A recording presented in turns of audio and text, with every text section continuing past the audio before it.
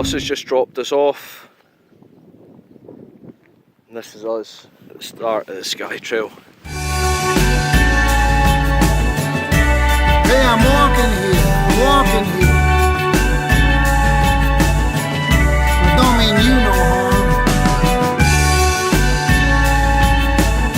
I'm just walking here. Don't mean you no harm. Guys, there's the red Phonebox down there. You want to come up this road.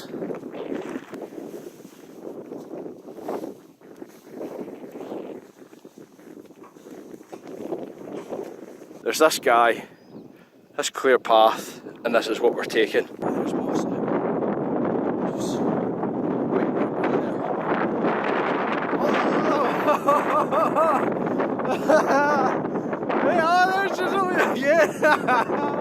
There's a castle over there. It looks totally awesome.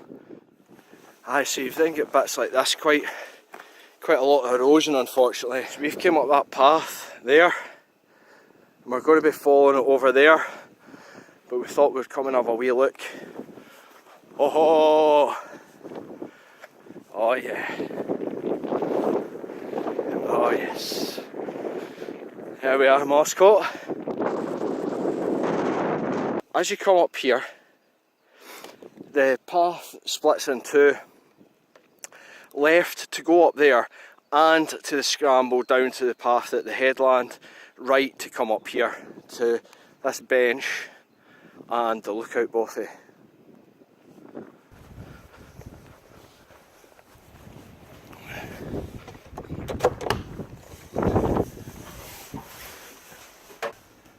So, couple of bunks.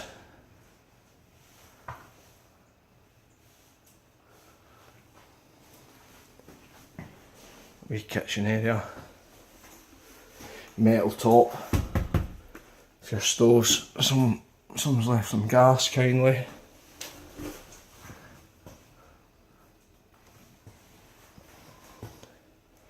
Some old school furniture. And some bits and bobs. Bit of the history.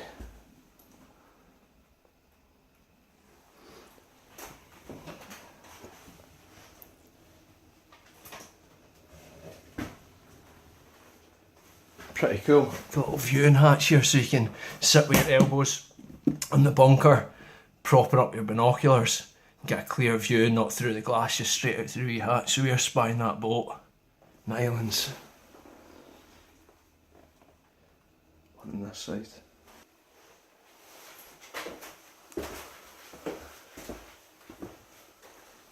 What's this guy?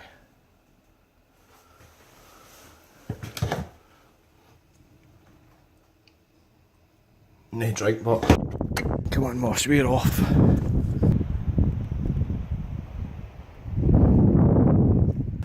Look how cool that is, though. Just came down from up there. You can see the headland there.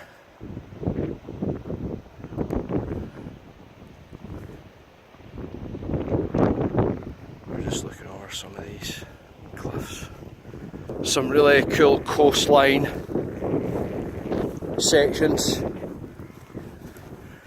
and there's a lot of different wildlife, predominantly birds just now that I'm seeing. Do you know what, I've just realised I think that's actually the ridge. Oh man, that's epic looking. Aye, so as you can see, we drop down to the water pretty quickly. You come down, don't know if you can see behind me there, there's a road there. You come between two mounds and you drop down onto the road and follow the road down a wee bit. You go past an old church, ruin and cemetery, hit the road, take a right, go down there, through a gate, cross a wee bridge, and you've just start following the coastline again though, but at this level. Quite nice actually. I've not been along next to the ocean for quite a while, so enjoying this now actually. brilliant. Skye is so epic, like just totally epic. Wait and I'll turn the camera. Wait to see this.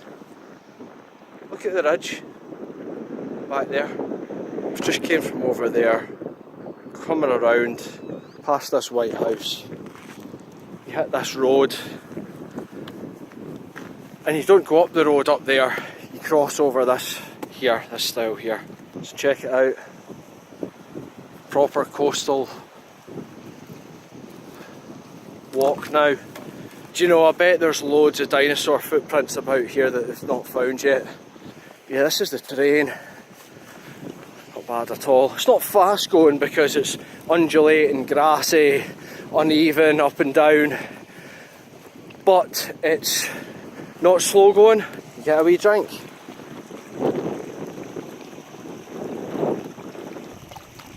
Okay, I was a little confused there. Just down there is that little stream that we crossed, and it says there's another stile, but I can actually see it, whereas it's up over there to go up along the fence line at the cliff edge. So I've walked up here, the fence is down there, but there's no stile over there. So I started going to walk back to retrace my steps, but I've seen that if you actually come down here, there's a gap in the fence there, so you can get on the coastline side of the fence. So we're right down on the beach now.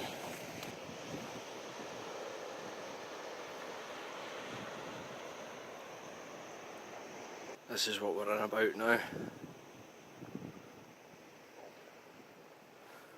Right there is a corner of the fence that you come up, and it's right at the edge of the cliff. So see if you've, I knew it was coming up because I'd read the book, so I had moss close, but see if you're running up the corner of that, maybe if you've got a young person with you or something, you really need to watch that corner because it just drops. If you're carrying any momentum going forward, it just drops away down. There's a fairly substantial drop. Why not walk there? Anyway. There's a cave there if you look. Back. Lost back. Bloody thrill seeker. And these guys, look.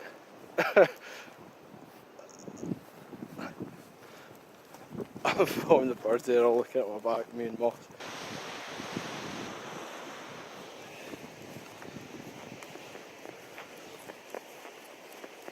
Check this out, more Lord of the Rings gear right here. That's us at about the 5.5 mile mark. Ridge and some sort of bunker. I'll need to look at the book to see what it says about that. But you come up, the path is actually down there. Where the hell? Yeah, down there. So you've actually got quite a big long slog to get back up to this point. But that's good training for that tomorrow. Way over there, just there, that's the lookout bothy. We came along. Oh, here. Up to what I found out is the radar station. Remains like an old car. It's like a thick walled bunker. Wow. More like a traditional stone finish on it. I don't know if that was maybe for deception purposes, so if enemy fighters came over, they would just think it was a rural building. Cool. Okay, 6 mile mark, just past the radar station back there, World War II radar station. Ridge right there. Cracking day. See how the rock formation, it's the same as the Giant's Causeway. Check this out. Oh, look at that. Erosion right there. You wouldn't want to walk to the edge of that. I just crested a hill there and I thought we were going up over there, but I can see people down there, so I assume the path looks as if it goes along and through that wee gap and down. There's this big steep grassy bit to go down. Don't take a tumble because there's a substantial drop down there. Aye, so you come down through that wee crack there, and then right down here. That's 7.14 miles. Aye, so I think that's Staffin Bay there. But this little section of beach that we go down onto, I think there's a road peels off to the right. You come along down to the beach as we mentioned, you start following the path up here, and it's right there. You think it's going to be further down there then, I guess imagine it's a longer walk up there, but it's not. That's me at the hostel. Tent pitched, paid £10 a night, unpacked. I'm actually in my sleeping bag, and I've just made something to eat. Adventure food, pasta bolognese. So let's open this up and see what it's like. One-handed. Hey, when you're coming up from Broadford to Portree and then onwards, the bus stop is for the hotel. Is it the hotel? That's what it's down as on the actual route. The bus driver today asked me where I was going. I said the castle, and he said, "Are you going to be doing the Skye Trail?" I said, "Yes, I am." He said, "Okay, cool, I'll drop you at the telephone box." And that saved me walking all this way. So that was really good. He dropped me right there, just stopped in the road. Brilliant. There's the Phonebox. You come up to the car park, you go across a cattle grid, and you take a left. There's a little sign, and you basically walk all the way out here. Views are totally awesome over here, as you'll see. I recommend, if you can, go to the castle if you've got time. You come up, and this is like a gully where you can peel off up to the right, or you can peel off up to the left. I wanted to have a look, so I took the left, came up the hill. There's a hill here, and you could see all around from this viewpoint. It's worth it, even if you don't want to go out into the headland. However, if you can go out into the headland, I most certainly would. If you've got time, it'll be worth it, because it looked cracking out there. And when you're standing there at the very end, looking back on this, it'll look brilliant. Me standing on there, getting the view's all out here. That was good enough for me today. Didn't get here till later on. So I cut down here and straight back up. Came all the way along here. When you get to here, there's a stile that you cross, and then you follow it. I think it's a fence line you follow. It's quite obvious. When I was coming along, all the grass was flattened, and there was definitely signs of paths, not just made by sheep going along fence lines or anything. It definitely humans that have made the paths. So yeah, come along here. When you are walking down here, you'll see these two. You'll see. Well, it just looks like a hill. Keep to the right of it, and keep lower down. I came up, and I ended up up here at this edge, and then when I got towards the church, I had to drop down. So keep low. Come across, and take an immediate left. Come across a wee bridge, and look to your left, and you'll see a white house. You want to head for that, because that'll keep your head facing in the right direction, because there's fields, and there's actually, it's an open gate. It's not even a gate, it's a two fence posts where there used to be a gate that's not there. That's what you walk along. It's hard to see if you don't know what you're looking for, though. I had to look about for a minute to see it. And you walk down a wee bit of road after the white house, and it looks longer than it is. It's almost like you get to the road, and there's a little stile there again, almost immediately. You come out, come along, and